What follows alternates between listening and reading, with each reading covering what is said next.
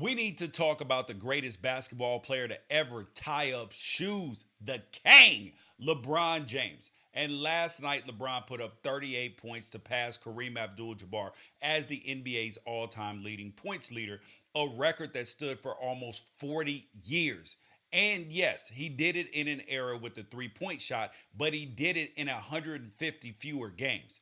And how many points do we really think LeBron would have 150 games from now? Maybe 42,000? And at that point, LeBron's all of his three-point shots could then be turned into two-point shots, and he would still be the NBA's all-time leading scorer. And anybody that knows ball is hyper aware that LeBron actually never prioritized scoring the same way that some of the NBA's greatest players ever did.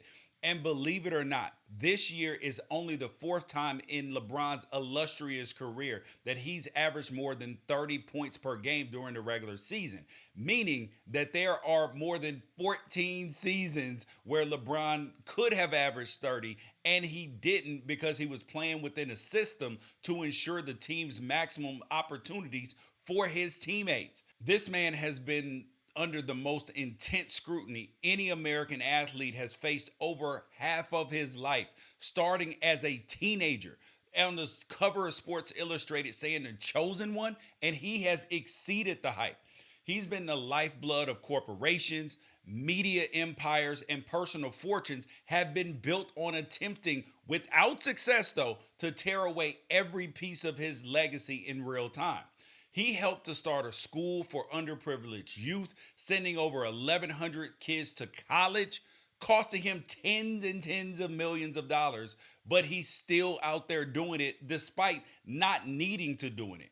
And he's a doting husband and father who shows up to his kids' games like he's a normal parent. Don't press the coach for playing time, even though he could because he's LeBron James. And LeBron literally made it possible for people to accumulate wealth just by saying you don't like LeBron James. And you didn't even have to be honest in your criticism of him. You could lie on his name and your personal brand would grow. You could say he wasn't clutch, even though the JJ Redick pointed out that he actually might be the most clutch player of all time. You could call him selfish, even though he's the only player in the top 32 assist list of all time that is not a point guard. And you could call him a loser, even though he's the only player in NBA history to be an all-star on three separate NBA title franchises, not teams, franchises. And you could bash him for leaving Cleveland to chase a championship, even though the measurement of greatness is Michael Jordan, is rings and rings. And feel free at this point in time to ask those Cavs fans that burned his jerseys how they feel about him now. You could bash him for the super team era, but what he started and the Heat did let us know which NBA owners are really serious about giving their fans something to cheer for.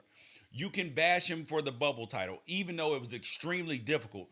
But the same man that had his family courtside and called them by his side the moment that he passed Kareem left the people that he loved behind to go to the bubble and restore the NBA product and give us all something to cheer for while we were all stuck at home.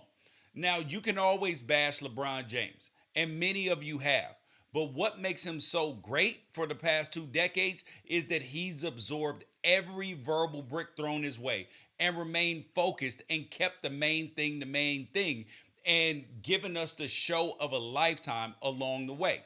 So today, I salute the greatest scorer of all time, the most durable athlete of all time, the best passing forward of all time, the man that made his haters angry and rich and his supporters joyful and rich in spirit, the GOAT, LeBron James. Let that sink in or don't. The record is still his either way.